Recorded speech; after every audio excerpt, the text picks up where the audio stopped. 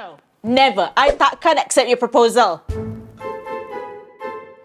Amboi, mak dengan anak sama je. Asyik cakap never, never, never.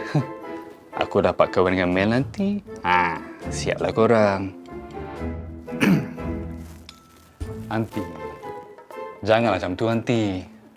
Aunty pernah tak dengar sabda Nabi? Jangan membenci secara berlebihan. Mungkin apa yang kita benci itu lebih baik untuk kita. Dia nak bersabda-sabda pula dengan kita. Sabar. Dengar dulu. Aunty, jangan salah faham, Aunty. Saya cintakan Mel. Saya nak dia happy. Itu je. Tolonglah terima kasih saya.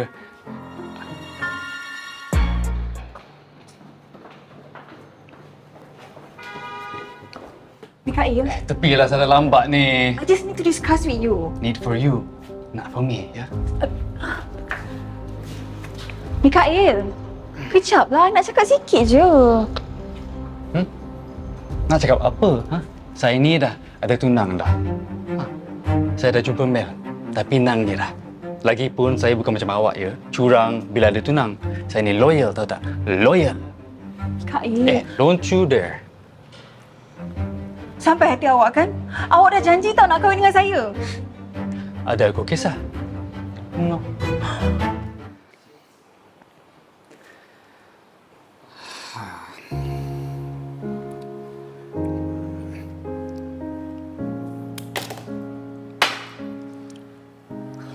Dah kenapa? Ada ke patut? Mel langsung tak cerita pasal lamaran aku kat IG dia, blog je semua tak ada. Apa maknanya? Maknanya, dia tak terima kau lah kot. Boleh tak kau bagi kata-kata semangat sikit? Ni asyik condemn je. Kau ingat aku cheerleaders? Tak pun pom-pom girl yang selalu bagi harapan palsu kat kau tu. Sekarang ni, kau nak sweet lie or bitter truth? Bro, kau ni memang heartless lah.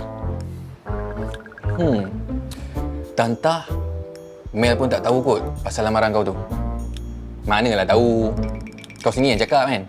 Yang mak dia tu pembangkang tegar hubungan kau dengan Mel. Kot-kot lah mak dia tak cerita kat Mel pasal lamaran kau tu. Betul juga ni. Aduh, geramnya aku. Dah seminggu dah ni. Reza, last minute pula Mel ada hal. Benda dah biasa dah pun. Sekarang ni kan dia duk last minute cancel dengan kita. Semata-mata nak jumpa si Mikael tu. Tapi dia tak ada pula cakap pasal jumpa Mikael. Memang lah tak cakap pun, kita boleh agak lah. Reza, why do you so bitter? Aku tahu kau suka Mel lebih daripada kawan kan? Dia bestie kita tau. Kalau dia pilih Mikael balik pun, kita patut happy sebab dia kawan kita. Yelah. Sorry Su. Aku cuba jadi kawan yang baik. Pasal Sydney, macam mana? Aku dapat tawaran and aku terima tawaran tu. Kalau kau rasa itu yang terbaik untuk kau, sentiasa sokong kau. Tapi aku rasa itu terbaik untuk semua. Bunga ni untuk siapa? Siapa lagi kalau bukan untuk crush aku, Mel. By the way, aku nak bagi tahu kau something. Aku dah dapat tawaran buat medik dekat UC. Before aku keluar negara, aku nak luah hati aku kat Mel. Aku, insyaAllah, aku akan bakal menjadi doktor. Kau bayangkan kalau abang dia tahu. Lagi Mel, Dr. Pal.